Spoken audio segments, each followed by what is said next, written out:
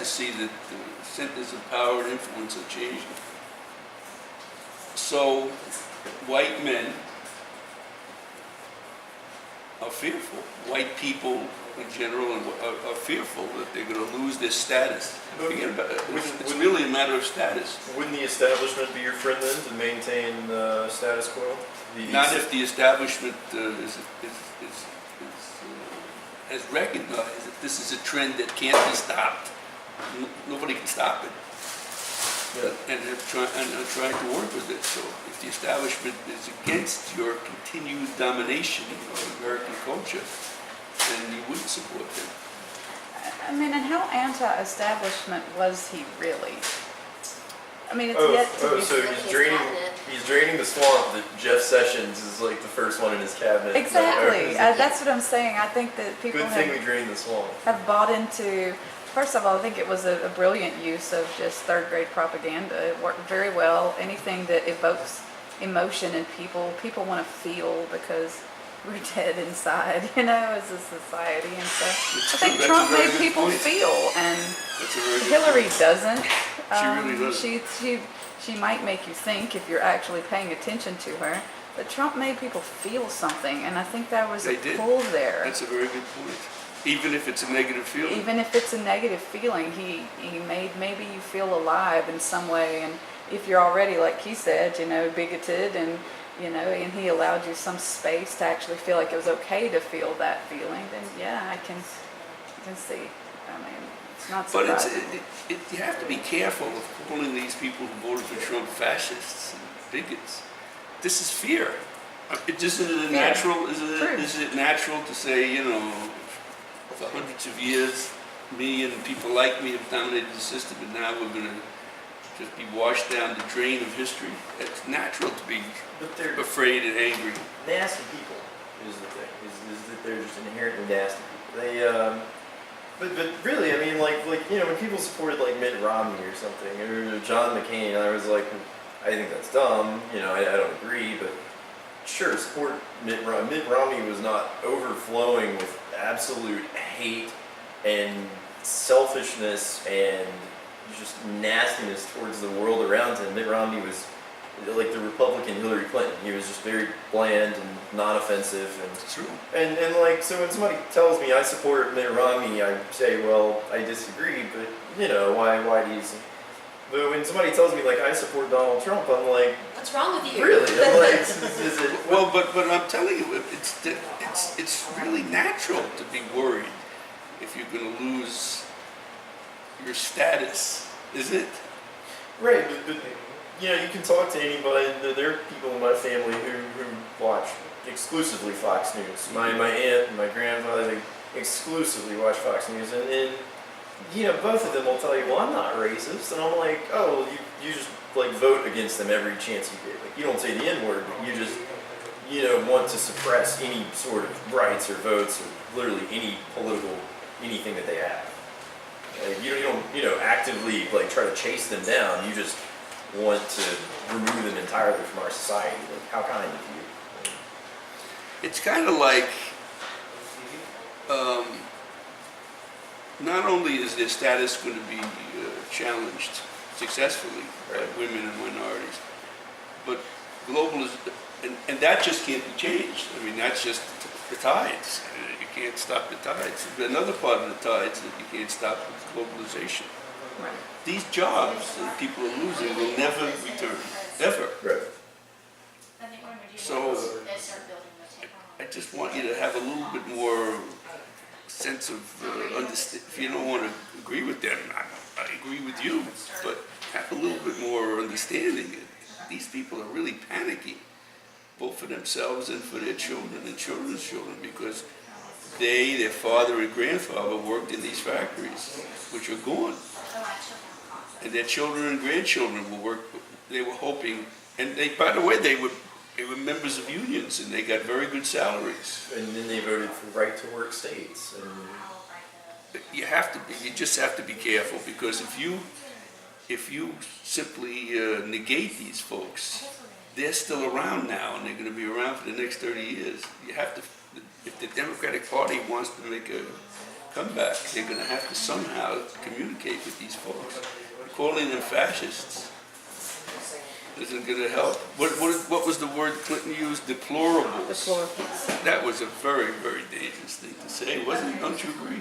It became a rallying cry. They united under that word. So they're deplorable, but meanwhile the Mexicans are a bunch of rapists. Like I feel absolutely no sympathy for the. It's not a matter of sympathy. Do you want the Democrats to Right, I mean, win? yeah. Well, they have to get these votes. This election has made that clear.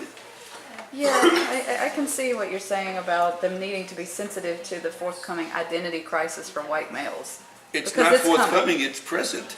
Okay, so present. And it's not just for white males, it's for white females too. I mean, you Less can- so, you I can- would Yeah, say. but if you create the dissection in your mind that like, well, I may not have an education, I may be subordinate to my husband, and I may not make any money or be able to provide for myself, but at least I'm white, then it becomes the linchpin of your entire self-identity, and it underlies a lack of self-confidence and a worry. Right. So that it's natural to identify with that one thing as you view as being positive and put all of your other identities aside because they're all thought of internally as negative. So you think the women are identifying more with That's their what I'm race saying. than their gender? I think they are identifying more with their race Than than their gender. I think that It could underlies be, the I That's don't, kind of what I meant by the political other. You know, they'd rather be in the basket with white males than with minorities. And that's why I think a lot of white women voted that way. But I'm not isolated from the anxiety that they feel. I feel it too, and I feel. It's anxiety, it's anger, it's fear. Well, and I mean, I feel it too when I look around and I see like self-driving technology. Like, they're good jobs for taxi drivers and truckers, and those are jobs that aren't And coming robots in the factories that remain. back. Right, and like those jobs aren't coming back. And increasingly, like, now everybody wants to do the Uber drivers. Well, in 10 years, like, there aren't going to be human drivers. And so I feel the anxiety too about, like, where's my job? Where's my place here? I just graduated, what am I going to do? But, if the slightest hint of uncertainty and anxiety about the future, you just retreat to, well, I think it's time we got them out of our country. It's like Everything you're you're saying a is horrible person. everything you're saying is true, but you need their support if you're going to win elections. Yeah. So what do you do to get their support? You run Tim Kaine or Joe Biden or some other white guy. Well, was there ever a possibility that it was going to happen? I don't think so, Why? not this time. The Clintons had a She machine owned that it. the She Clintons owned had it. a machine that It's couldn't because be. of nepotism in the Democratic Yeah. Party. It was, Yeah, she owned it, it was her turn. They had him exactly. They The had last him. one was her turn, and it got usurped by Right. somebody. More than that, though, there was also the FBI, the letters and That guy. Now I want you to talk about that. A prosecutor, as I understand it, and I want you to tell me if I'm right, is never supposed to divulge the details to the public of what he's investigating, what she's investigating, because it has to go from the police to a grand jury and then finally to a trial. And if you begin to divulge this information beforehand, then you violate the Fourth Amendment, which says that you're supposed to you have a right to a jury trial of jurors who are basing their decision only on the evidence presented in that court of law. So when this Comey twice talked about the details of his investigation, wasn't he violating the Constitution? That's a good question. I never actually thought about that. Well, isn't it true that the police, the investigators, and the prosecutors are never supposed to divulge the information before it gets to trial? Yeah, usually they keep it hush-hush, like for the incident that happened around the Mobile, with the shootings and whatnot. They don't do that. The most infamous case of that took place in Durham, North Carolina. Do you remember when this district attorney of whatever county Durham is in was running for mayor? And he wanted the black vote. So we divulged all the information about those Duke lacrosse players. Remember that case? And And of course, the result is exactly what he wanted it to be. They were convicted in the court of public opinion long before it came. When it came to trial, of course, there was no evidence to convict them at all. And that's an excellent point, the accusation itself, or even just the allowance for the potential of an accusation does public harm.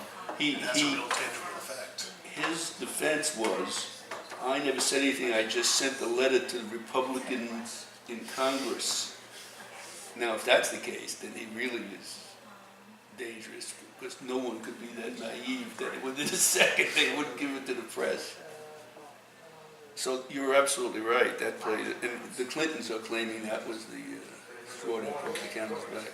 I mean, the last, so after the third debate, right after the third debate, everybody was talking about, my God, that Trump is just, oh my God, I can't believe, I knew he was bad. He's Oh my crazy, God. he was crazy. Right, and after the third debate, they said that was like his worst, and then sure enough, the email, and that was the last big thing for the election. That was the last news cycle, was Comey releases, Hillary Clinton emails, and oh my God, can you believe,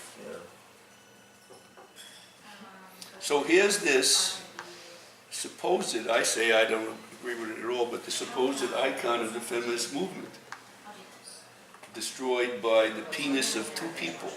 The penises of two people. One, her husband, and two, Anthony Weiner.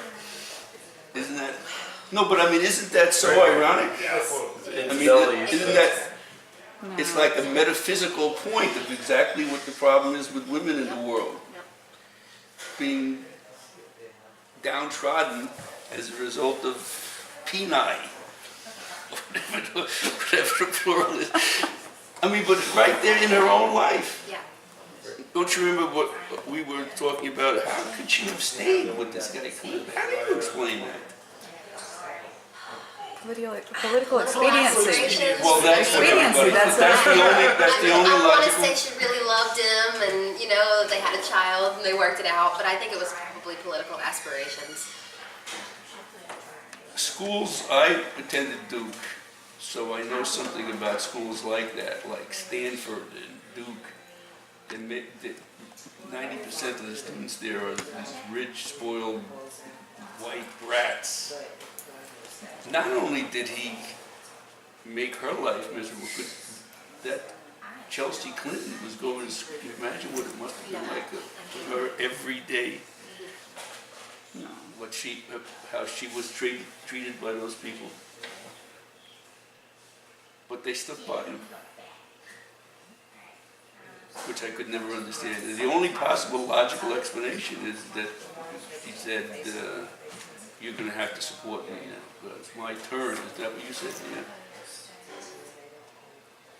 What I fear is, and they talked about this with Dina, Trump really is an amateur demagogue. I mean, when I was growing up, we'd see pictures after World War II. I was born during World War II, and after World War II, when I was becoming politically aware, you'd see pictures of Adolf Hitler extolling a 7-foot, blonde-haired, blue-eyed, right, Superman. Of course, he was 5'8", balding, black hair. And then you'd see pictures of Mussolini. And not only me, but others like me would say, what was wrong with those people? Something like that can't happen here, we'd say. Well, these are clowns. And here it is. So what I'm afraid of is that he set the precedent for a better demagogue. For a much more effective demagogue. And that is very, very dangerous. Somebody just has to have the courage to say, I feel your pain. That's what you're not willing to do. I understand that times are changing very, very quickly. I really understand it. Status, you're losing your jobs, and there's nothing anybody can do about it. That's the only thing you can do about it is somehow adjust as best as you can. But the anger that necessarily comes from that kind of fear and nervousness and anxiety, is going to produce, ultimately produce heartbreak for you, is also ultimately is going to destroy this country. So we have to have a candidate that says somehow we have to find a way to work together. Yeah. Are you going to make another picture for me? I still have that drawing you did for me years ago. Do you remember you did a drawing for me in class once? Can you do a 5th grade one for me now? Yeah. Okay. But I looked up on my phone the kids vote, like Nickelodeon does a vote for kids whether on president, and Hillary Clinton won that. So, do you think the outcome of who won president would have been different if kids could vote? Isn't that a great question? What do you think, Mom? I think it's sometimes really interesting how smart kids can be before they get polluted, I guess, by all the ideologies. Annalise watched the debates with me. She watched all 3 of them, and she made up her own mind, because I live in a divided house. My boyfriend's a Trump supporter. Sorry. What are the reasons he gave? Your son is a Trump supporter. Rhetoric. Don't you remember he gave you the fashion speech? But Andrew was all about the flash. He was all about the bling and all about the emotion. And he was very confident that Trump would win based on that. But he gave an And this- explanation. He said he was a very good businessman, so we need a good businessman. That's what he said. true too, and I think so many people bought into that, and also,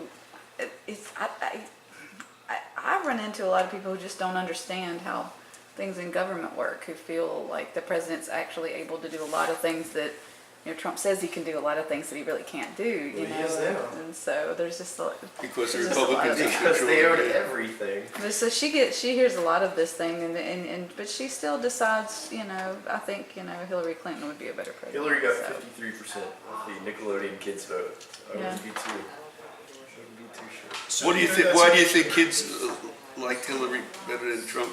Because Well, why did you like Hillary more than Trump? I don't know.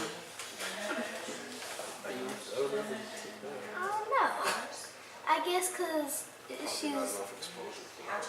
I don't really care about like the politics and whatever's with that, but I like the fact that she's a girl, and we've never had a girl president, so that would have been a change. Jerry Johnson got 11. Well, isn't that the biggest irony? Here, she's accused of being part of the status quo, and yet there never has been a woman. But never has been anybody like her. Yeah. Well, that's the point. It's just. So you really have to try hard, and apparently Hillary Clinton tried very hard to be the status quo when she was by herself, just by herself, a revolutionary figure, just as she said.